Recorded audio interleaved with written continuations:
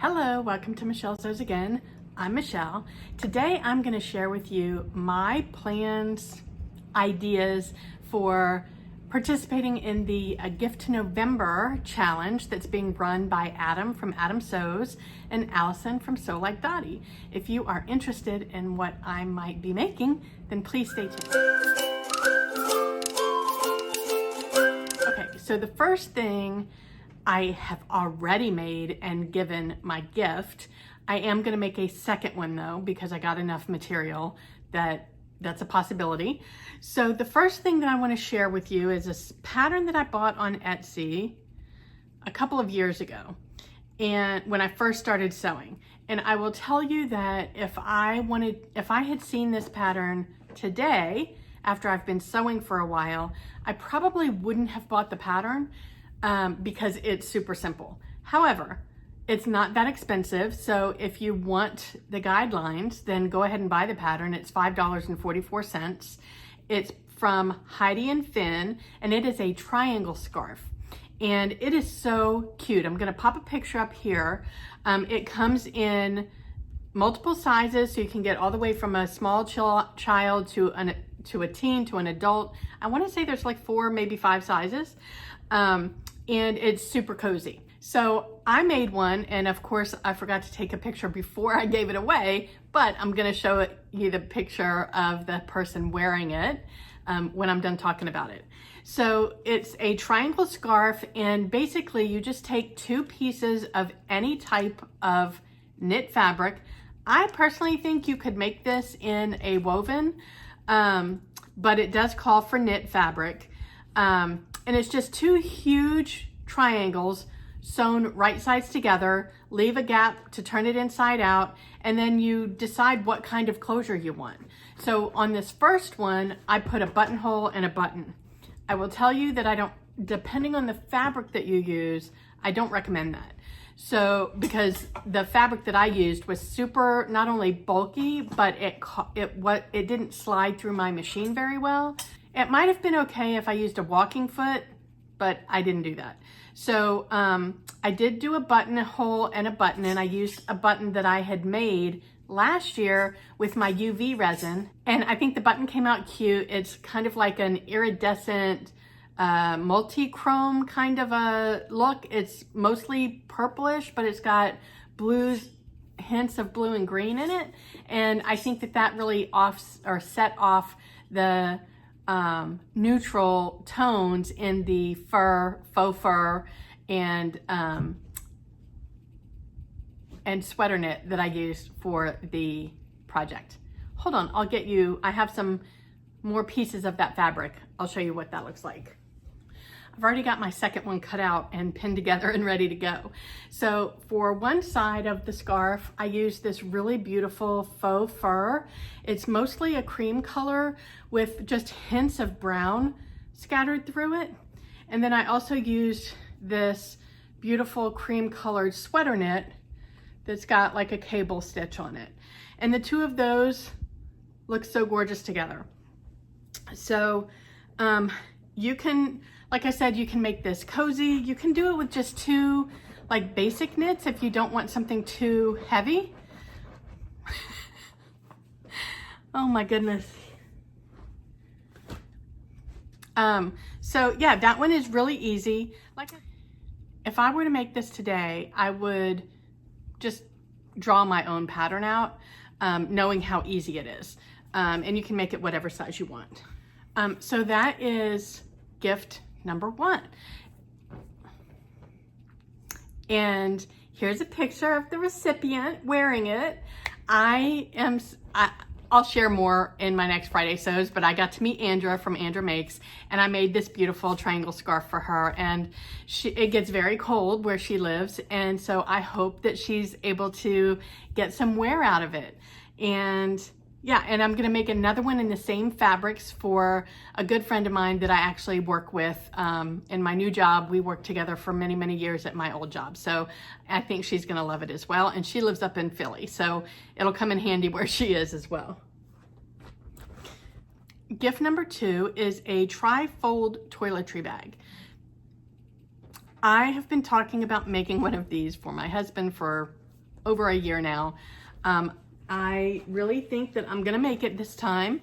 I am going to use this crocodile embossed leather. I bought this at Tandy Leather last year in Miami when I was on my staycation with my girlfriends. And I believe I have enough of this to do the outside of the toiletry bag. And for the inside, for the lining, I'm gonna try and find a Raven's cotton print.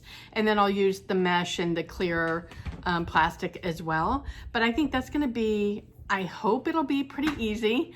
And I think that he'll enjoy it. And he does a lot of traveling. He does a lot of traveling for work, so I think it'll come in very handy for him. So that is, and I bought that pattern online somewhere. I'll find the link for it and put it in the description box. But if you know somebody that travels a lot, this could be a great gift for them because it's got 3 sections. You can unfold it, you can hang it on the back of the door, and it folds up nice and compact. So I think it's a great gift. The third gift that I am making, and I've already made it, I just have to finish the bias binding on the sleeves, is the Molly jacket from Fiber Mood. I love this pattern. I've made it once for myself already, and I made it for my sister-in-law, and I think it's adorable. It's a reversible jacket. Oh, the other thing I need to do is add snaps, which I've bought, and so I just need to add those, and I have to finish that this week because my husband is going to visit his sisters over this coming weekend, and I want him to take it with him. So I'm gonna finish that in the next couple of days, and I'll make sure I take pictures before I ship it off, and I'll ask him to take pictures of it on her if she doesn't mind. But I think that this is a great gift. All you need are somebody's chest measurements because it's a boxy jacket. It's reversible, which I love, and it is so easy to put together. So if you want to make a jacket for yourself or for somebody else, but you're intimidated, this one, there's nothing to be intimidated about. You literally put the shell together, the inside and the lining and the outer are made exactly the same, and then you put them wrong sides together, and then you finish them off with the bias binding around the entire edge and then around the sleeves. Could not be easier. And then you can either put a closure on it or you don't have to. You can leave it hanging open. It does have patch pockets. It only calls for patch pockets on one side. I went ahead for my sister-in-law's and put it on both sides because that way it's more versatile. If you want to wear it, no matter which way you want to wear it, you still have pockets. So I'll insert pictures of it in its current state here, and then I'll share more pictures of it in Friday Sews. So that's present number 3. And then present number 4, present number 4 I didn't even think about until I was at Thanksgiving with all my siblings and their families. So I wore, when I was leaving, and we were about to get in the car and start driving for many, many, many hours, I was wearing my Rebecca Page Comfy Cowl hoodie, which I made last year in this really cozy, I don't know what kind of fabric you call this, but it's from Joann's. It's this really furry fabric. It is not a knit, but it worked fine for this pattern. It is the cowl can also be worn as a hood. I did line it with a knit fabric that I had in my stash because I thought that looked really cute. And I also lined the kangaroo pocket with that same fabric. The pattern itself came out too short for my liking, so I added just another strip of fabric at the bottom so that it was the right length. I've not hemmed it yet, so I do need to hem it, but it's still wearable. My sister, my sister-in-law, they both loved it, and I don't know if I'll make it for my sister because she is hot-blooded. She's always hot, and she lives in South Louisiana, so she liked the look of it, but she would probably never wear it. My sister-in-law, however, lives in Chicago, and I think she would get a lot of wear out of this, so I think I'm gonna make one for her. And it's a pretty quick and easy make, and I do love the cowl neck that can be worn as a hood. So those are my 4 gifts. I have been watching some of the Gift to November ambassadors. I am behind on watching YouTube, so I am going to go through and get caught up because I'm not a big gift maker. I've said this before because I have had experience in my past where I've spent time making things for other people and they seem like they appreciate it, but then I never see them wear or use it. So I don't feel like I'm going to invest that time unless I'm absolutely positive that somebody is going to appreciate and use the products that I make, because my sewing time is precious to me. It's my hobby. So I'd rather spend it making things that I get enjoyment out of, which are, you know, colorful, fun garments. I don't get a lot of enjoyment making crafty type things. It's not my preference. However, these things that are on my list, I'm absolutely positive that these people are going to love these gifts.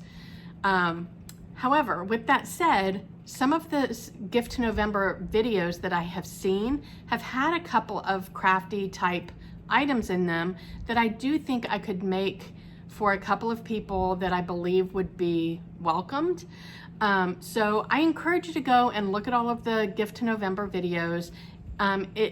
You're gonna get some great ideas, and check out Adam and Allison's videos for the rules and regulations of the challenge. The closing date for posting your make is November 30th, which is just 2 days away. I'm on the tail end of the schedule. So, you know, if you want to participate and get credit so that you're in the running for the prizes, you need to have your gifts posted by November 30th, which is Wednesday. If you don't care about the prizes, then continue to work through December and find some great ideas from some of these sewing vloggers that are sharing some really fabulous things. So with that said, that's all I've got to share with you today. Wherever you are, I hope the weather's amazing. I hope you're able to get some sewing in, and I will talk to you next time. Bye.